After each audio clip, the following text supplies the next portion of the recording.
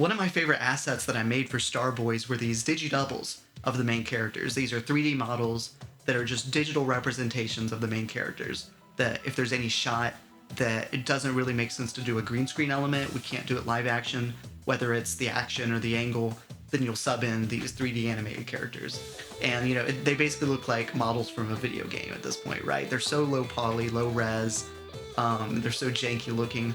But it's fun, and it was really fun to kind of solve problems in that way, right? Because with that kind of, when you're telling stories in that way, and you're doing these fantasy settings with these extreme scenes, there's a point where you can't do a whole scene one way. You have to think about how do I go from shot to shot, and each shot is going to be executed a little bit differently, and it's a very intense mental exercise.